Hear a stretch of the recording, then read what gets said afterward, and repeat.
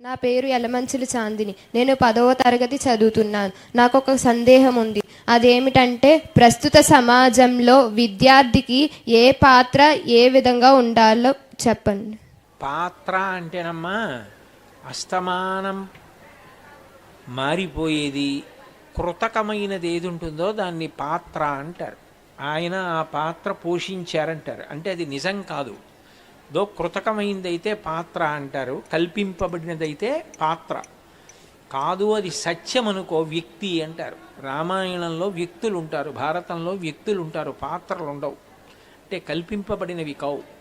విద్యార్థికి ప్రధానమైనది ఏది అంటే విద్యాసముపార్జనం ఒక్కటే. నిజానికి విద్యార్థికి అంతకన్నా ఇంకొకటి ఉండదు. ఇవాళ ప్రభుత్వం మీ అందరికీ కూడా పోషకాహారం అందాలని చెప్పి మంచి ఆహారం ప్రభుత్వ పాఠశాలలో అందించే ప్రయత్నం చేస్తోంది. ఎందుకు చేస్తోంది? మీ అందరూ శారీరకంగా దృఢంగా ఉండాలి. ఒకవేళ ఇంటి దగ్గర పెట్టినా పెట్టలేకపోయినా వాళ్ళు ఏదైనా పేదరికంలో ఉన్నా బలంగా ఉండాలని ప్రభుత్వం మంచి పోషకాహారం పెడుతోంది. ఉపాధ్యాయులు కష్టపడి పాఠాలు చెప్తున్నారు.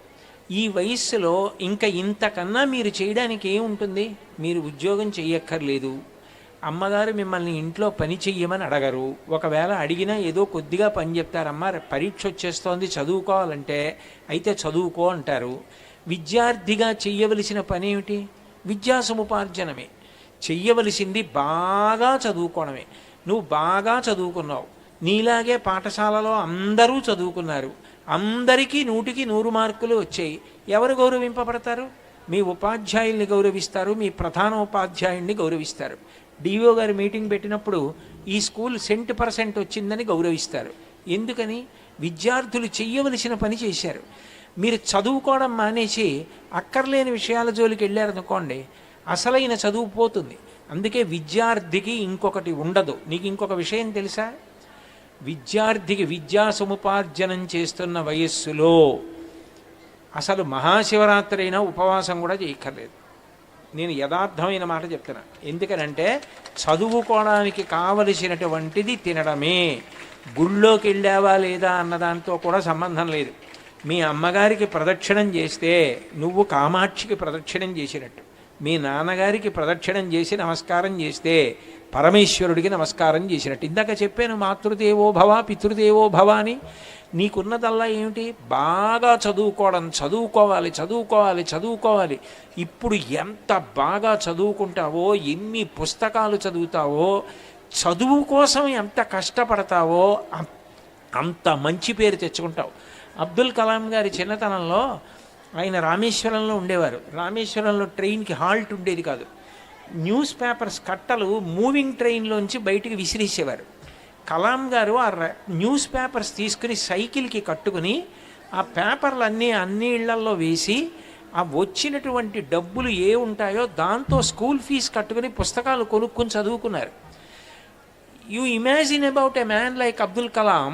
అంత గొప్ప శాస్త్రజ్ఞుడికి ఖాళీ లేదన్న మాట లేదు. నిత్య విద్యార్థి. రాష్ట్రపతి పదవిలో ఉండి రాష్ట్రపతి భవన్లో వీణ వాయించడం నేర్చుకుని గొప్ప వైణికుడు అయ్యారు. ఎంత బాగానో వీణ వాయించేవారు కలాం గారు.